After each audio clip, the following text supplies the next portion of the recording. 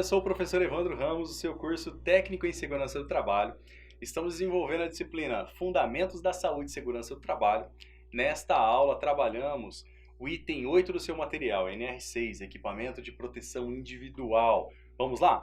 Bom, a NR6, lá no seu artigo 6.1, ela estabelece que para fins de aplicação desses requisitos, dessa norma, considera-se equipamento de proteção individual todo o dispositivo ou produto de uso individual utilizado pelo trabalhador, destinado à proteção de riscos no ambiente de trabalho, tá claro? Susceptíveis que podem, obviamente, ameaçar a integridade física do trabalhador. Então, qualquer dispositivo utilizado literalmente pelo trabalhador para prevenir uma ação de um acidente ou uma doença é considerado como um equipamento de proteção individual, ok? É claro que existem outros critérios importantes. Vamos lá. Entende-se como equipamento de proteção individual todo aquele composto, tá? Conjugado, composto por vários dispositivos que o fabricante tem associado contra um ou mais riscos ambientais que possam ocorrer também simultaneamente no ambiente de trabalho. Isso é um equipamento de proteção individual conjugado. Bom, o item é bastante controverso lá na legislação, porque nós temos atualmente a medida provisória de 905 de 2019, que relaciona que o certificado de aprovação do CAs, todo CA tem que ter um certificado de aprovação que a gente vai visualizar daqui a pouco, ele está excluído da obrigação da legislação brasileira, ok? Mas a empresa deve ter um cadastro, a empresa fabricante deve ter um cadastro junto ao Ministério do Trabalho para ter um registro desse equipamento de proteção individual. E hoje a gente tem essa discussão que é um pouco controversa na legislação. A empresa ela é obrigada a fornecer aos empregados de graça o EPI, gratuitamente, ok? Porém, esse EPI também ele deve ser adequado ao risco, então deve ter um levantamento dos riscos para se adequar a um EPI específico. Não adianta dar qualquer tipo de EPI para o trabalhador, ok? E deve estar também em perfeito estado de conservação, funcionamento, também seguindo as seguintes circunstâncias. Sempre que as medidas de ordem geral não oferecerem completa proteção contra os riscos de acidente de trabalho. Enquanto as medidas de proteção coletiva estiverem sendo implantadas, utiliza-se EPI. Para atender a situação de emergência, utiliza-se EPI, ok? Atendidas essas peculiaridades que a gente acabou de abordar, de cada atividade profissional, e observado também o item 6.3 que acabamos de abordar, o empregador ele deve fornecer o EPI adequado ao risco de acordo com o que estabelece o anexo dessa norma aqui, ok? Então essa norma tem um anexo, o anexo 1, que estabelece parâmetros de equipamentos específicos adequados que devem ser indicados, ok? Vamos lá, compete ao SESMIT, você do SESMIT, ouvindo a CIPA e também ouvindo os trabalhadores que vão usar o EPI, recomendar ao empregador o EPI que vai ser utilizado. Professor, e a empresa que não tem SESMIT? Nas empresas obrigadas do SESMIT, é o empregador que deve recomendar. É claro que se ele tiver dúvida, ele contrate alguém para indicar ou elaborar o seu PPRA. E dessa forma, terá uma indicação profissional para o EPI.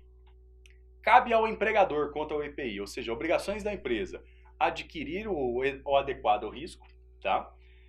De cada atividade, exigir o uso pelo trabalhador, fornecer ao trabalhador somente o aprovado pelo órgão e orientar e treinar o trabalhador quanto ao uso, manutenção, retirada, guarda daquele EPI. Porque não tem lógica dar se não ensinar nada sobre aquele EPI. Concorda comigo? Então a empresa, o empregador, ele tem a obrigação de, além de fornecer, fazer tudo isso. O que mais ainda? Substituir imediatamente quando danificado ou extraviado, né? Responsabilizar-se pela higienização quando houver necessidade, manutenção periódica, comunicar ao Ministério do Trabalho qualquer irregularidade também observada e registrar o seu fornecimento junto ao trabalhador em uma ficha de EPI. Então o empregador, ele, quando fornece, ele pega um recibo. Esse recibo é a ficha de EPI que ele está fornecendo. Quantas luvas, quantas máscaras, qual é o CA dessas máscaras, quais são as outras informações de data e o trabalhador assina essas informações. Cabe ao empregado, ao trabalhador, usar, utilizando apenas para a finalidade que foi obviamente desenvolvido, responsabilizar-se pela guarda e também conservação, comunicar ao empregador qualquer alteração que o torne impróprio para o uso, cumprir as determinações também do empregador sobre o uso adequado do EPI. Então o trabalhador vai fornecer um treinamento, vai fornecer o EPI, dá o treinamento e o trabalhador tem que cumprir com todas essas normas.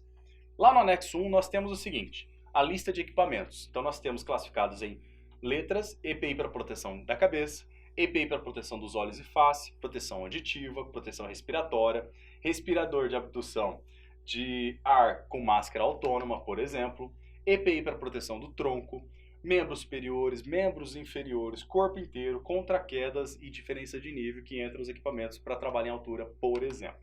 Então aqui um exemplo específico, só para a gente visualizar. EPI para proteção da cabeça, nós temos então capacete, nós temos capacete com proteção contra impactos de objetos no crânio, capacete para proteção contra choques elétricos, capacete para proteção do crânio e face contra agentes térmicos, por exemplo. Nós temos também aqui EPI para proteção da cabeça, capuz ou balaclava, então capuz de proteção de crânio e pescoço contra riscos de origem térmica, capuz para proteção de crânio, face, pescoço contra agentes químicos. Então você consegue visualizar que existem diferenciações entre os EPIs e é a partir dessas diferenciações que você irá indicar ao empregador o cumprimento adequado e a indicação adequada do EPI para cada risco.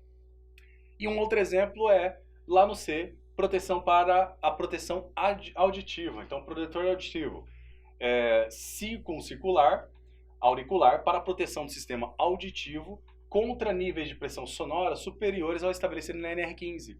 E outro tipo é o protetor auditivo de inserção para a proteção do sistema auditivo, ouvido, contra níveis de pressão sonora superiores aos estabelecidos também pela NR15. Então você vai visualizar que na própria lista e na prática profissional você vai ver o tipo plug, o tipo concha, o concha conjugado com o capacete, o concha que parece literalmente um headset, existe o headset com monitoramento com rádio e aí vai indo.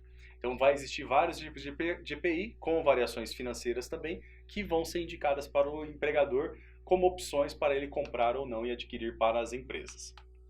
Bom, trabalhamos nessa aula o item 8, NR6, equipamento de proteção individual. Essa NR6 ela está conjugada e agregada à NR9, que é o Programa de Prevenção de Riscos Ambientais, porque preza-se o levantamento de riscos e a partir dos riscos a indicação, a adequação de equipamentos de proteção adequados para cada risco. Então, a partir dos riscos ambientais, tem-se a indicação dos riscos dos EPIs, equipamentos de proteção individual, que serão indicados para os trabalhadores. Espero que você tenha compreendido a importantíssima leitura da NR6. Muito obrigado pela sua atenção e aguardo você na próxima aula.